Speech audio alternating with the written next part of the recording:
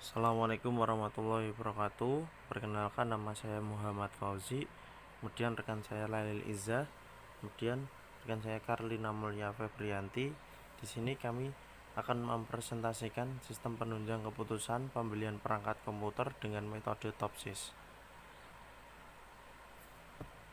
Sistem pendukung keputusan atau disebut dengan SPK merupakan sistem informasi interaktif yang menyediakan informasi, pemodelan dan pemanipulasi data. Sistem digunakan untuk membantu pengambilan keputusan dalam situasi yang semi terstruktur dan situasi yang tidak terstruktur, di mana tak seorang pun tahu secara pasti bagaimana keputusan seharusnya dibuat. Berikut komponen-komponen sistem pendukung keputusan dapat diuraikan dalam beberapa subsistem. Yang pertama, subsistem manajemen data. Subsistem manajemen data ini terdiri dari elemen berikut ini. Yang pertama ada Decision Support System (DSS) atau disebut juga dengan database, adalah kumpulan data yang saling terkait yang diorganisasi untuk memenuhi kebutuhan dan struktur sebuah organisasi dan dapat digunakan oleh lebih dari satu orang untuk lebih dari satu aplikasi. Kemudian yang B, sistem manajemen basis data adalah pembuatan, pengaksesan, dan pembaruan oleh DBMS yang mempunyai fungsi utama sebagai tempat penyimpanan, mendapatkan kembali, dan pengontrolan. Yang berikutnya C, direktori merupakan sebuah katalog dari semua data di dalam basis data. Yang D, query facility yang menyediakan fasilitas akses data. Fungsi utamanya adalah untuk operasi seleksi dan manipulasi data dengan menggunakan model-model yang sesuai dari model manajemen. Yang kedua, subsistem manajemen model. Subsistem manajemen model terdiri dari elemen-elemen berikut ini. Yang pertama, A, basis model.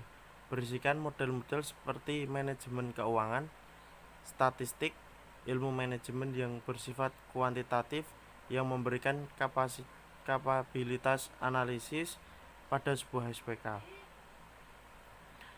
Model strategis digunakan untuk mendukung manajemen puncak dalam menjalankan tanggung jawab perancangan strategis. Yang B, sistem manajemen basis model merupakan sistem software yang fungsi utamanya untuk membuat model dengan menggunakan bahasa pemrograman, alat SPK, dan atau subrutin dan balok pembangunan lainnya. Membangkitkan rutin baru dan laporan, pembaruan dan perubahan model, dan manipulasi model. Yang C, direktori model peran. Direktori model sama dengan direktori basis data. Direktori model adalah katalog dari semua model dan perangkat lunak lainnya pada basis model. Ia berisi definisi model dan fungsi utamanya adalah menjawab pertanyaan tentang ketersediaan dan kapasitas model. Yang D, eksekusi model, integrasi dan prosesor. Perintah eksekusi model adalah proses mengontrol jalannya model saat ini. Integrasi model mencakup gabungan operasi beberapa model saat diperlukan atau mengintegrasikan SPK dengan aplikasi lain. Sedangkan prosesor model digunakan untuk menerima dan menginterpretasikan berbagai macam instruksi permodelan. Subsistem dialog. Komponen dialog SPK adalah perangkat lunak dan perangkat keras yang menyediakan antarmuka untuk SPK. Istilah antarmuka pengguna mencakup semua aspek komunikasi antara satu pengguna dan SPK. Cakupannya tidak hanya perangkat lunak dan perangkat keras, tapi juga faktor-faktor yang berkaitan dengan kemudahan pengguna, kemampuan untuk dapat diakses, dan interaksi manusia mesin. Yang keempat, subsistem manajemen knowledge. Banyak masalah tak terstruktur dan bahkan semi terstruktur yang sangat kompleks sehingga solusinya memerlukan keahlian. Oleh karena itu, banyak SPK canggih yang dilengkapi dengan komponen manajemen knowledge. Komponen ini menyediakan keahlian untuk mencegahkan beberapa aspek masalah dan memberikan pengetahuan yang dapat meningkatkan operasi komponen SPK lainnya. Berikut adalah model konseptual sistem penunjang keputusan. Yang pertama ada sistem basis komputer lainnya, ada manajemen data, kemudian ada database data internal, kemudian manajemen model, kemudian ada antarmuka pengguna, kemudian ada manajer sebagai pengguna. Selanjutnya ada use case diagram SPK pembelian perangkat lunak komputer. Yang pertama ada user bisa melakukan login, kemudian memasukkan data, memanipulasi data, kemudian hasil rekomendasi pembelian perangkat komputer. Berikutnya ada activity diagram SPK pembelian perangkat komputer. Yang pertama ada menu umum, dibagi menjadi 3, yaitu pertama ada menu monitor, menu mouse, menu keyboard. Saya ambil salah satu dari menu umum, yaitu misal kita mengambil menu monitor. Menu monitor itu nanti akan ada isi data monitor, kemudian simpan data monitor, kemudian perhitungan topsis. Setelah itu lanjut ke hasil rekomendasi yang terbaik. Setelah itu selesai.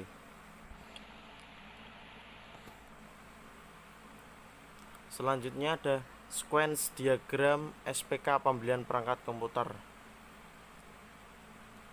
Yang pertama, user akan login atau input data terlebih dahulu.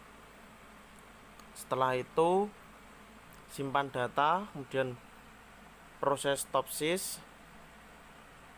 Setelah itu yang terakhir ada hasil rekomendasi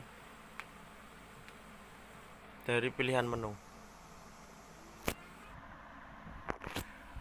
Selanjutnya ada kelas diagram SPK pembelian perangkat komputer. Yang pertama itu ada user, ID, username, kemudian ada password. Setelah itu ada kriteria dengan di dalamnya ada ID, deskripsi, sama bobot. Setelah itu ada barang. Di dalam barang itu terdapat ada ID, kategori, merek, tipe, harga, spesifikasi, stok, penjualan, bulan, dan tahun. Setelah itu barang mencabang menjadi 5, yaitu yang pertama kriteria harga.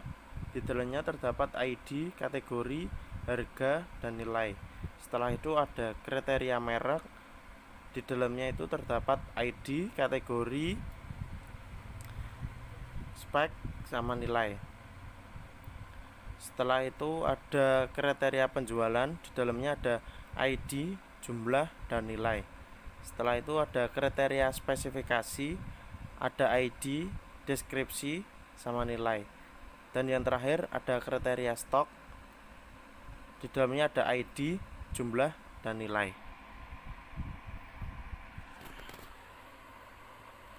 Selanjutnya adalah tampilan halaman login dan halaman utama.